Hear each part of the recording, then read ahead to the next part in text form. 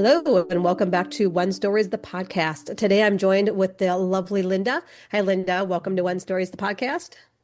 Hi, Wendy. Thanks for having me. Of Excited to be here. course. Yeah, I'm excited to have you here because I think for everyone listening, Linda, her one story will play after our interview.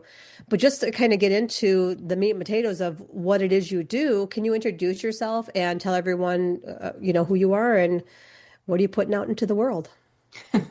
Yeah, thank you. That's a mouthful for me, I think. So, in trying to create the nutshell version or the high level, it it was my mission, I guess, was birthed, delivered from my frustration of everyone just talking about suicide prevention, and I really want to be upstream from that and teach and help people see that we can prevent anxiety and depression before we get to that stage where it seems like all hope can be lost. So my mission really is about helping parents keep their children in a place of safety, which means allowing their children to be who they came here to be.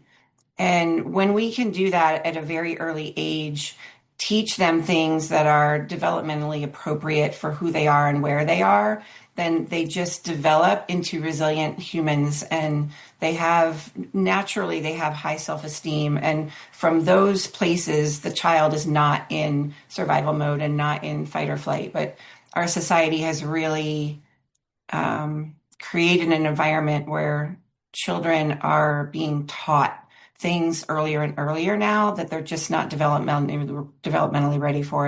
And what it does is it causes the brain to go into a threat response. And it's just really, the signs of that, then people think that it's ADHD, and then they start the medication, and so Yeah.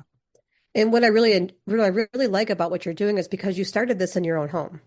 You saw things in your own home, and then you're like, what can we do? Right? There's got to be a different way. And you use something that many people aren't even familiar with called human design. So can you talk a little bit about that piece? yes. And the way that our family life was, I talk about it in my story, was coming together at the end of the day, and it was like someone threw a cherry bomb in the middle of the kitchen, and I felt like I was failing at the one thing that I wanted to do right. And I was scared because I could see our daughter, being heavily triggered and highly triggered, and I couldn't communicate with her. And it was like I was losing her, or I'd already lost her. And I was afraid of what her future was going to be like and what our relationship was going to be like.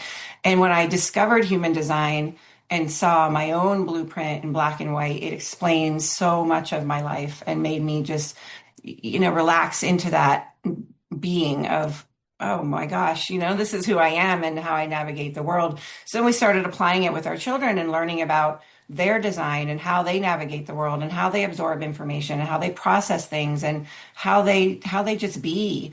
And we just naturally let them, be, and support them in the unique ways that they needed to be supported, and watched them just really flourish and blossom and follow their own path. And I say now, looking back, there are these residual, unintentional, right, consequences that occurred where children have high self-esteem, and they are intrinsically motivated. And so they care about doing well, and they care about their community and the world. And they are resilient, and they push forward, in the face of adversity. And that certainly wasn't something that we were expecting to happen. And naturally, as our children felt safe in the home of being who they came here to be, the relationships just shifted. And it's Yeah. just really beautiful. Yeah. And I hope everyone who's listening to this just takes a second and thinks about everything you just said. Because if you think about it as a parent, what you're describing is almost like having a blueprint to who your child actually is. Not, our preconceived notion of who we want them to be or who we see them as, but truly who they are. And I think this is such a gift. And I wish I would have learned it earlier for myself, because everything I've learned through you, Linda, and everything, in the coaching with your one story and watching you do your one story, I'm like, oh my gosh, I want both of my girls now to do their human design, just even though they're adults now. But I want people to think about it. It's not what you're talking about is implementing this before there's anxiety. You know, because I know you talked about, oh, well, my kid's only 2, so this doesn't affect me, right? But, you know, if you want to talk to that a little bit too, is what would you say to parents right now, you know, whether their kids are 13, 14, or 2 or 3 years old? Can they put these things into play now? Is it too late? Is it too early? I mean, I believe it's never too late and it's never too early. Yeah. And so I'm 58 now. When I discovered human design, it was a couple years ago, and it changed everything for me. And when I discovered it, my daughter was, I guess, 19, 18, 19, right? And just being able to apologize to her for allowing her to be who she came here to be instead of trying to mold her into the person I thought she should be. And you could see her relax, her shoulders relaxed, her face relaxed, like everything inside of her, she felt safe in where she hadn't felt that way before. But that is one of the most simple things that I've talked to parents about. Just apologize to them. You know, we all are doing the best we can with the tools that we have and the information that we have. And when we know better, we can do better. But I really can see now how important this work is to helping parents from the get-go support their child and their true intelligence types. Because if you think about the academic system, it's designed one way. You know, it's like this lane, and we're putting all of these different unique individuals with different intelligence types and different designs and putting them all in the same desk with the same pieces of paper in front of them and telling them to learn this way. And it's no wonder they struggle, you know, and even taking information that we used to teach them in first and second grade and putting it into preschool and kindergarten, it's setting them up for anxiety. It's just the way the brain works and the brain responds to that kind of, yeah, I don't know what the word is, but you know, it's the brain is doing what it's designed to do. So, Yeah, and that as you were talking about that, I just had this flashback to my oldest daughter. She's 29 now, but in first grade when they're really working on reading, they were doing sight words, and she just was not catching on to sight words at all. So I ended up teaching her phonetically at home because they're like, "Well, we don't do that." I'm like, okay, but everybody learns differently. And so I had this back and forth with the teacher. She's like, "Well, this is how we teach now. We try and work on sight words." I'm like, "But she's not getting it. Her brain is not catching what you're trying to teach her." Like, but when I work with her phonetically, she picked up on it just like that. And she's mhm, an avid reader now. Like she just has mhm, always had a nose in her book. I had to make her go outside and play because she wanted to read books. But the thing is, if she would have stayed on track with how they were trying to force her to read, I don't think she would have been an avid reader because I think it would have held her back. It really would have. So what you're saying is, we all learn differently. We all have different design and how we see the world and how we interact in the world. And if you don't understand that with your children or you know, so what you're doing, I think, is we talked a little bit about this about, you know, before the podcast about kind of going against the norms, right? The quote unquote the norms. mhm. So how does that feel to you? Because I know there was some anxiety going into your one story to kind of say, look, I know you're doing it this way, but hear me out, right? Here's what I'm suggesting. So how do you feel about kind of pushing it against the grain with this? Yeah, and before I go to that, I want to just touch on what you just explained because when our daughter went into second grade, she experienced complete shutdown and meltdown over the things that they were trying to teach her. And she and I would sit at the kitchen table every night. She was in tears, I was in tears, you know, frustrated, and she would just completely shut down. We ended up having her repeat second grade because we thought she wasn't developmentally ready to do the work that they were teaching her, which was part of it we see now. But if I'd had these tools when she was 2, you know, and Hmm. or 5 or 7, we could have advocated for her just like you did and Yeah. helped her teachers see that she needed a different way to absorb the information. So unfortunately, what happened was she got on a 504 plan in second grade and spent her entire collegiate career being taught that she wasn't good enough, that she wasn't the same as her peers, that she had to go off in isolation and do this test in the other room. And, you know, she needed more time and her friends would make fun of her. And she always wondered, why am I different? Why can't I just be good enough like my friends, you know? And so that created, you know, when she got out of high school, she wanted nothing to do with college. And I wonder now if we had supported her better earlier in life, would she have gone on to explore something that she really loved in college? But this is where we are, and that's right. So Yeah. that's the importance of that. But to address going, you know, paving a new road is has it's very difficult on so many levels because there's this illusion that society and humanity has bought into that this is how we handle childhood anxiety. They're anxious, they meet this criteria because this checklist of ADHD symptoms says this is what they have. Put them on a pill and they'll be fine. And generally they are, but we're addressing something in their brain development during their brain development with chemicals. We're suppressing things and generating things, like it's not natural and it's not normal. And what I really want people to see is that we can cure childhood anxiety by preventing it. We've created this environment and we can change it. We can uncreate it. But it's a difficult space to be in because it's challenging to find parents who are open and willing to explore different things. And also, we usually, as humans, do not seek help unless we're in the pain point. And a lot of parents early in the stages of their children's development are not in that pain point yet. But once you get into the pain point, it's really challenging, for them to feel like they can find answers. And the simplicity of keeping our children out of survival mode is what allows them to have normal brain development, to feel safe and be who they are and explore the world and, be who they came here to be. So yeah, it is simple, but it's a challenge, but it's okay. Yeah. I'm up for it and I'm taking on the responsibility because that's what I'm here to do. So were you then, or after you gave your one story, we did, your YouTube premiere, were you surprised by the reaction a little bit? Because I know you were getting messages from people. Did that kind of take you a little off guard? Like, oh, this is a really positive response. Were you surprised by that?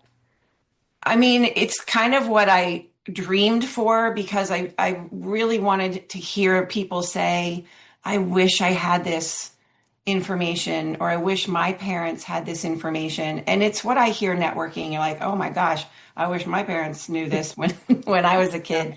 But I was um, it was overwhelming, the response of people that I still get messages from people telling me how impactful that talk was and how vulnerable it was. I mean, to me, it wasn't really vulnerable because I've been sharing my story for a long time, but Yeah. to them, it was just like, wow, So I think that depth of it was surprising to me that people, it changed them, and gave Yeah. them hope. Yeah. And I've been exploring, and I know you love the word like quantum, like I do, the quantum storytelling, and what happens when you say the thing out loud, right? When you say the story that's been in your head, and you've talked about it here and there, but like when you get on a stage and you deliver that to an audience, even if it's a virtual audience, something happens in the quantum field. It collapses and it becomes like, I don't know, more real and more of a tangible thing. And it changes you and it changes the audience. And I think, especially in your case, that's exactly what happened. People who heard the words that you said and in the way that you delivered them, the frequency of the words, all of those things matter. Your body language, all of it. And it just made this profound effect on everyone who listened to it. And I think that's why you got so many messages from parents and people who are like, oh my gosh, you said the thing. Like, I've been thinking this. And if I only had known earlier, So I'm fascinating with the quantum effects of telling your story on stage like you did, you know? So, what would you say to somebody who's kind of on the fence about telling their one story? Like you went through the whole process and there were scary parts of like, oh gosh, and the anxiety and all the things, right? Of sharing that story. You know, I guess kind of what got you off the ledge? What would you say to somebody, who's kind of on the edge of it or like, I'm just not sure if I can do it. Like, kudos to Linda, but I don't know if I could do it. Like, what advice would you give them, do you think? I think, and I don't know all of the previous participants, in your cohorts, Yeah. but I think you're wanting to attract people to this program who believe that their story is bigger than they are. Yes. And that was where I had to sit and keep reminding myself. It's very emotional, actually, because I was terrified. But why? Why was I? scared, and I had to remind myself that it was false. There's no fear. This has to be done. And my children, when I asked them permission to share those stories, they said, you have to share those stories. Parents, every parent needs to hear this information. It changed them. What we did, how we chose to parent them changed our lives. And they see that because they see how their friends' parents, the dynamics in there. Anyway, getting back to your question, I stayed in that place of this message is bigger than me and it needs to be told. And I cannot go to the end of my days without stepping up and doing the thing that I came here to do. Wow, that's amazing. So one last question that just came to mind. So right now I feel like there's a big uptick of parental estrangement, right? So, with kids turning their backs, I think what you're doing, we're going to see those numbers come down. I think it's going to help really bridge the gap between parents and kids. I myself with my own daughters, there had to be a point where I had to step back and get out of my ego and be like, okay, I see you. This was your experience. Just because I saw it a little bit differently or I thought I did. If you sit back and you really listen and then you listen to understand and not listen to have a response or, like you're attacking my motherhood or whatever it was I was in and I was Yeah. in that mental headspace for a while, because honestly, if I would have stayed that older version of me, I could be sitting here with an estranged child. And I think what you're doing is important. So, I mean, do you see that? Like, if you could reach out to more of the world and get your message out there, I mean, do you think you'd see those numbers come down? I mean, that would make sense. And I'm Yeah. so glad that you brought that up because it is something that I've heard of that I know is happening. And I think that kids, young adults they're so angry because they're not being seen. Yeah. They're not allowed to just be. And their parents are, they think, and this is not blame, right? Is we as Right. parents think that we know best and we parent the way we were parented and we do what we think is right for our kids. But a lot of that comes in the form of trying to mold them into something that they're not. And Hmm. the child can either rebel and say, I want nothing to do with you, or they can be anxiety ridden and depressed and go down right that road where it's just hopeless. So I feel like it's a form of control that the young adult, the child, teenager is taking because they have to. For survival, they need to separate themselves from that tiger that's chasing them and they can't live like that anymore.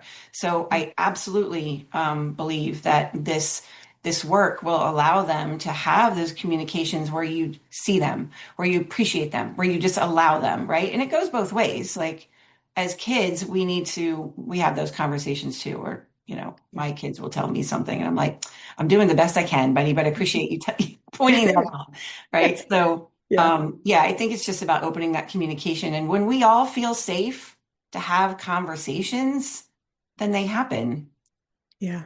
That's right? huge. Yeah, so everyone listening, Linda's one story is up next. You're going to even get more information and more value and out of her talk, and she'll explain more about that tiger chasing your kids, scenario and stuff in her talk. And then after that, I did write Linda her theme song, and so you get to hear that. So if you stick around after Linda's one story, you'll hear her theme song as well. So thank you again, Linda, for sharing all your expertise and your story, and for really just making a big impact in the world.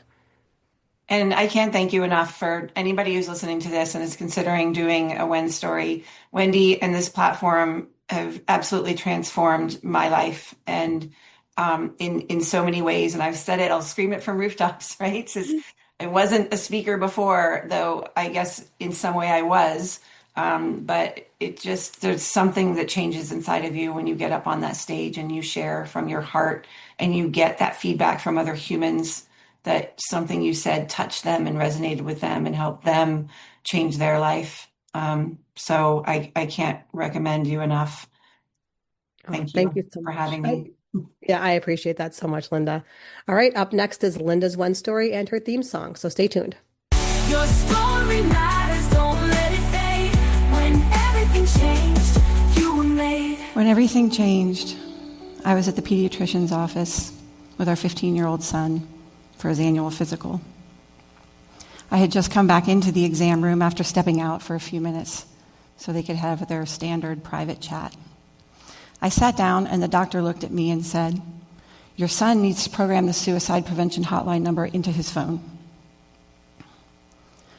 The internal shock that I felt let me know that I would never forget those words, but not for the reason you might think. I asked her why she would say such a thing. She doesn't know my son. And she said, "He has stress about school." And his eyes got wide, and he looked at me, and he said, "I have stress about school because I don't like getting up at 5:30 in the morning. I'm not going to kill myself." And in that moment, I realized how bad things have gotten. It really hit me. This wasn't about helping my son. It felt more like she was protecting herself. She had checked her box with that one single sentence. So if anything happened to my child, she could point to his chart and say, "I told you." As we walked out to the car, I could hear pain and fear, sadness in his voice. Sad because she thought that about him. And he was scared that I might be thinking the same thing. So I had to manage that. I recently saw an interview with Harry Miller, who was, he's a former football player with Ohio State University. He was sharing his story about why he quit football to save his mental health. And I heard him say, "It's like we're talking about the weather, but it's not raining cats and dogs. It's raining young people off roofs of buildings." I was again frustrated at the end of the interview when they flashed up a slide for 988, the suicide prevention hotline number. And I thought, this is not prevention. My son is not suicidal, but what struck me was that his doctor didn't know what to do when she heard a child say the word stress. We're pushing children to the edge with no way off but down. And we're paralyzed because we feel like nobody knows what to do. So our story is not another wake-up call about teen suicide, and it's not another talk to raise awareness around anxiety. It's about hope and resilience and evidence and belief. Evidence about what worked for our family and belief about what's possible for yours. It's about real solutions and real prevention. Later, I remembered the time when our daughter went to her first physical without me. And she came home with a list of therapists' names, and I asked why. And she looked at the floor and she said, "Because I have anxiety." I knew she didn't need therapy.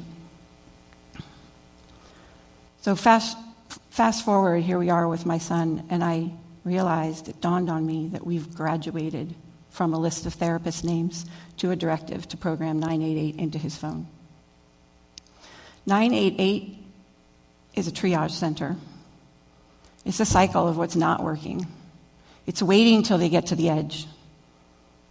It's not a solution.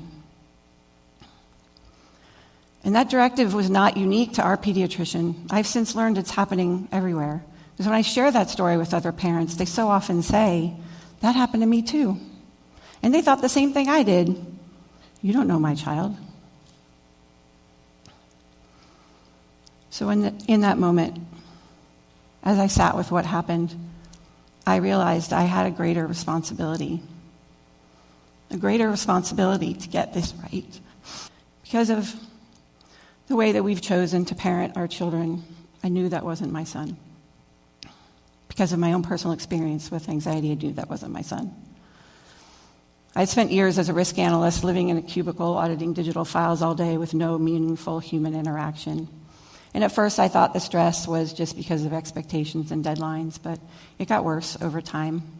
And eventually I developed severe heart palpitations. I couldn't sleep, and I was in physical pain.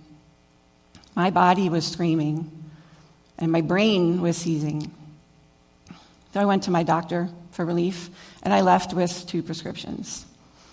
But weeks later, they weren't helping, and I was still shaking. But I remember one time she looked at me in one of those follow-up visits, and she said, "You're going to have a heart attack if something doesn't change." And I felt trapped. I felt helpless. I didn't know what to do. I just wanted it all to stop. And you know what finally made it all stop? I got released from that miserable existence in February of 2018. The initial fear of losing my paycheck and potentially our home quickly turned to relief. And that event changed the trajectory of my life and of my family's life in ways I never could have imagined. So because of my own personal experience, I wasn't just another mom sitting in that chair in the pediatrician's office. I heard her words differently than other parents might. To me, it was an alarm bell. I thought about all the other parents that had sat in that chair before me and all the other ones that would come behind. I thought about how those words might scare them, and they might think, "Does she see something I don't?" And that's when I realized this wasn't just about our child. This is about every child. So, how did we get here? Where so many young people are paralyzed by anxiety when their life has just begun. Where our best option is to tell them to call 988. First, we really need to understand that 18 does not equal adult. The 18 equals adult model came into play when the government wanted to draft men, young boys, into service for World War II. It has nothing to do with their biological maturity or their emotional development. You will never see a mama bird push her babies out of the nest until they're ready. There's no one standing there telling her when she should. She just knows. And it's time for us as parents to trust our intuition about when our children are ready to leave the nest. We have two at home. One is ready to take on the world, and the other one needs a little more time. And that's fine. Second, we tend to think of children as mini adults, and they're not. Their brains are still under development. The prefrontal cortex, which is responsible for critical thinking, long-term planning, goal setting, major decisions, emotional regulation, judgment, risk, it doesn't fully mature until we're 25. So when we ask children to make life-altering decisions when their brain isn't ready for it, it's like handing a toddler a roadmap and asking them to drive cross-country. We're also, as human beings, creating anxiety within ourselves, but we don't even know we're doing it. Neuroscientists call it the identity gap. This is the space between our true self and who we think we have to be to belong. And we now know that living in this state activates our brain's threat circuitry, which is why anxiety can feel so irrational and overwhelming, because there's no actual tiger chasing us. But our brain doesn't know that. So as this gap widens, it creates a pressure cooker for anxiety, disconnection, and despair. We're actually designed, our brains are designed for coherence. So we're designed to live according to our natural order. Most of us just don't know it because we don't know what our natural design is. And we all have unique talents and gifts, intelligence types, strengths, right? We all come into this lifetime with unique gifts. Do you know why animals don't need anti-anxiety medication? Because they're never trying to be something they're not. They're living according to their design. If you plant an acorn in the ground, it becomes an oak tree. There's no struggle and effort in becoming.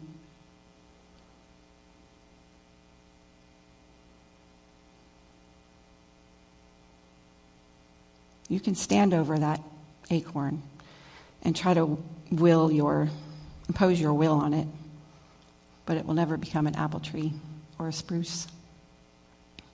We're actually the only living things that can live or decide to live contrary to our natural design, but we don't even know we're doing it. You layer on top all of that the pressure that parents and society put on kids for grades, sports, etc. And you can see why our kids today are living in survival mode. They're in a constant state of fight or flight. I remember a time in our parenting journey when we used to call out the C on the report card for band instead of celebrating all the A's.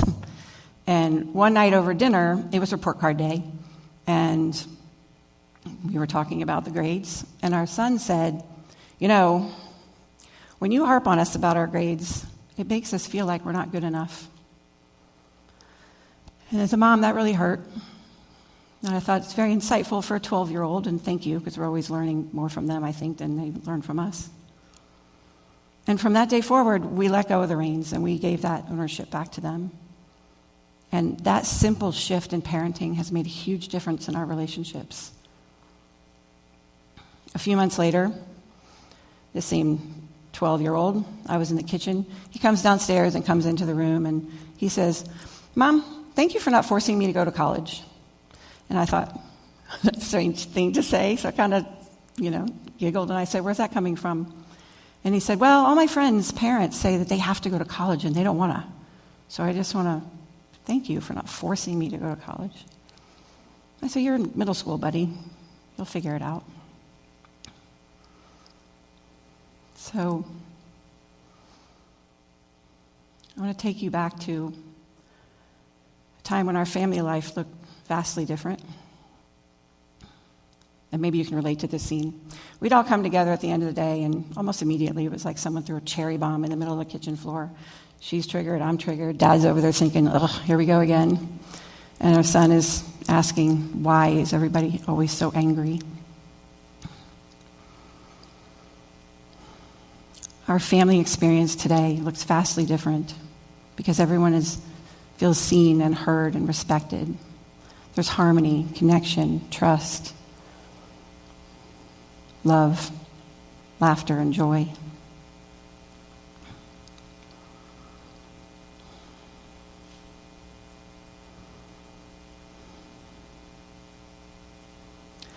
Our kids are not in survival mode. They're free to make age-appropriate decisions about what aligns with them now. Just last year, our son came to us. This is the same kid who previously thanked me in middle school for not forcing him to go to college.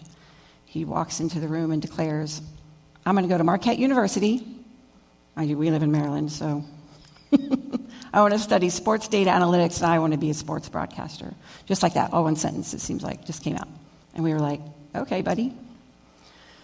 But what's beautiful about that is that he's tuning into his natural gifts and talents.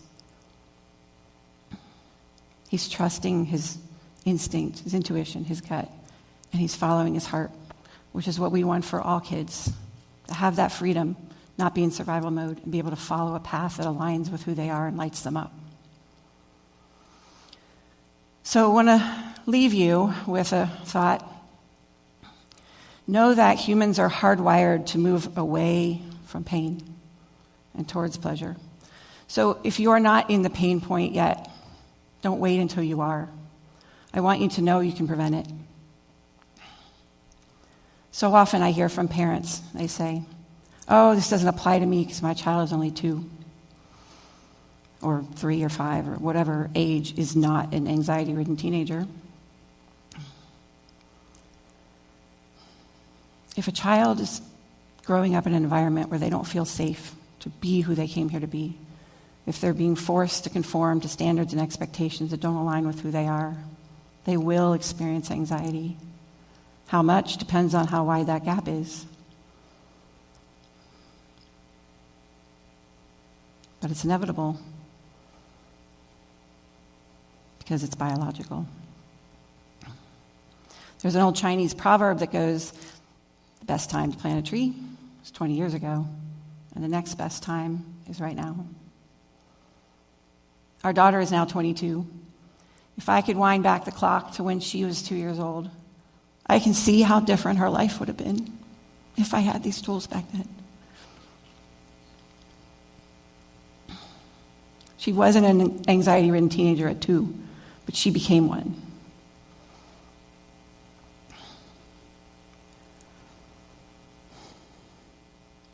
I can't turn back the clock, but what I can do is apply the tools I learned when I did. And a few years ago, I actually apologized to her.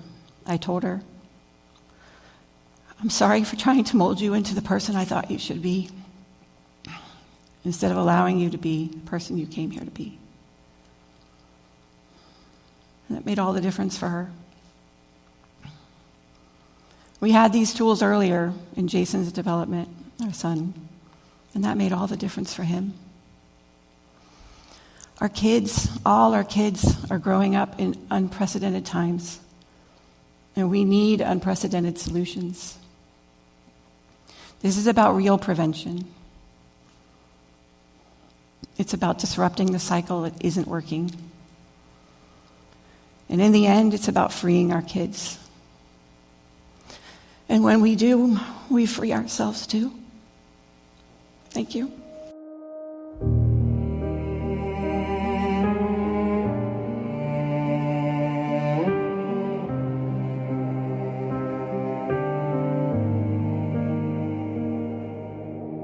What if you honored your soul and let the sun shine? Through the cracks you buried somewhere deep inside. What if you knew who you were meant to be, and you finally stepped into your awakening? What if it's all by design and you stop listening to all the lies? It's all by design. There's nothing to fight. Every shadow just came out to the light. You're already connected. It's already aligned. You're already whole. All by design.